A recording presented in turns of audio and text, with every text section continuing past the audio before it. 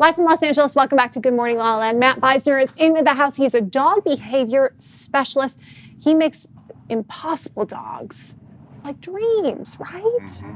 What was this journey like for you? How did you start this? I was thinking about the context of the day and living a life that you love, and the fastest way for me to do that was to love the life that I was actually in. And I didn't know how to do that at the time. So if I go all the way back, I grew up afraid. 90% of dog aggression is fear-based. So if we can remove the fear, then in essence, we've removed the aggression. And that was true for me, growing up afraid, overwhelmed by everything, feeling like I didn't fit in, turning to drugs and alcohol as a means to medicate and mediate and mitigate situations, and that landed me in jail. I get out and I move in with somebody who has a dog. And by the way, I was bit when I was a kid on Halloween, and then I was afraid of dogs for the next 30 years. Wow. So there I am, I'm getting clean and sober, and I'm living with somebody. She has a little terrier, and the terrier is aggressive. And I'm afraid of dogs. Wow. And that was my detox. Not a plan I recommend for anybody, but that's what worked for me. And what happened is I started to take care of the dog, and I didn't think about myself as much. And what I found, and one of the tenets of the Zen dog and what Dog Impossible shows in the possibility of transformation, is that if I make my service about the well-being of something other than myself, I come to see who I really am. Wow. That's so Wait. So break this down for us, okay? The Zen dog. So I do a lot of subconscious process on human beings. It's the same thing. They're reactive. They get triggered.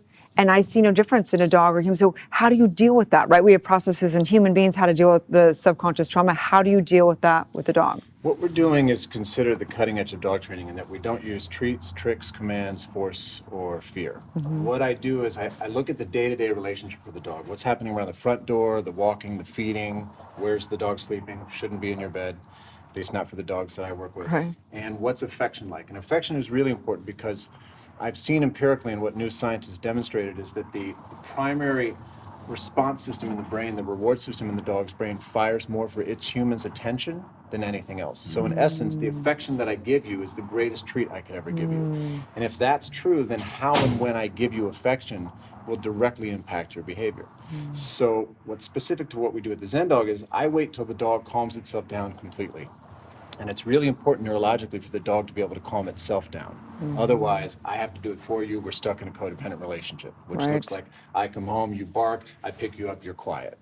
That kind of thing. That's like a lot of the relationships. Oh, man, This I've is, been this there. is a perfect parallel to human relationships. Totally, And completely. self-soothing skills are something that aren't taught in schools, but it's one Right. of the most important skills you could ever learn. Right. And unfortunately, what we are seeing in schools, not to get too far off a tangent, is that culturally and socially, we're looking at self-medicating as opposed to self-soothing. Yeah. And we're going to see the price for that. And we see it with dogs and humans like myself who don't mean any harm, but instead of respecting what the dog needs, they go with the love.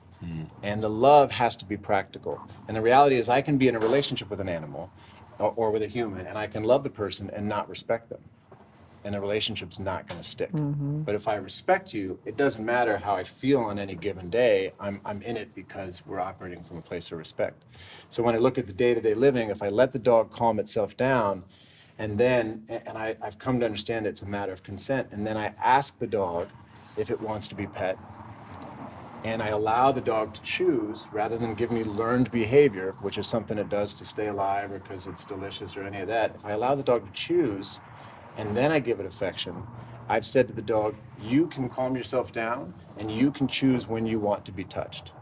And that is a radical shift. Right. That's one small radical shift. You know in where how we I've deal with noticed animals. this is in a place like Bali. There's dogs all over, and they don't respond to humans like dogs respond here because it's not that like respond and I'm happy when you're. They're just like they're independent little dogs, and they're just like whatever. I'll decide if I want to like give you love or not or whatever. It's a completely different dynamic with the And dogs. that's a great example. It's a reflection too of where the Balinese are culturally and socially. They don't need the dogs to fulfill them emotionally. And the dogs can do that. Dogs are family members for many people. Dogs are their kids. Dogs can do that. And they are great conduits of healing. If I need that dog to be emotionally right, then I'm missing an opportunity for myself to change.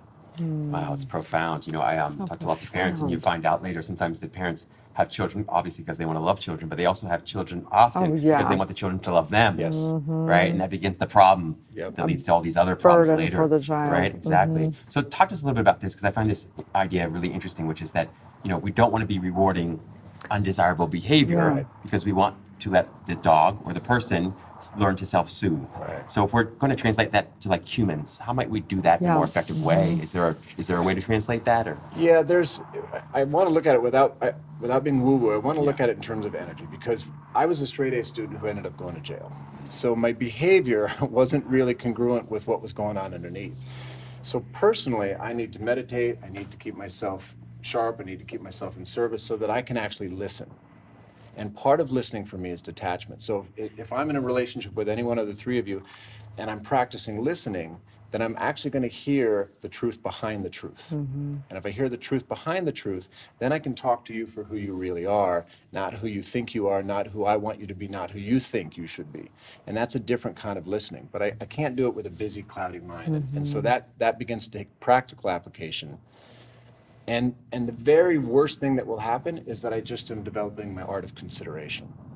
The art of consideration for animals and for humans is such that there's something in any given moment, including this moment, that I don't know, the knowing of which would change my experience.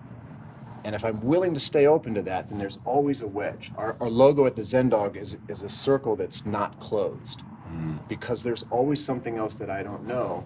And if I stay open to that, then I actually can be of better service. This is a true Zen master in the house, no question about it. I think I do a disservice to Zen masters, but I know that I'm committed to the process.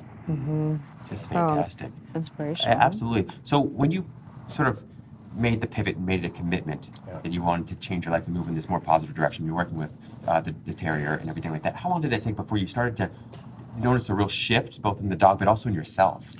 I think I noticed the shift in the terrier pretty quickly, which was surprising, considering that he would try and attack me every day. It's funny now. Right. I'm detoxing and I Scary. get up to go to the bathroom and he attacks me. and the That's whole thing was- hilarious. But I saw it pretty quickly in him, and that's what seems so magical about Dog Impossible is that A, people think it's not possible, and B, the response has been overwhelmingly positive. But of the criticism, it's generally coming from a place that it's not possible what you're doing. It must be television. It's Right. not possible. So I saw the change in the terrier pretty quickly. I didn't see the change in myself for a long time.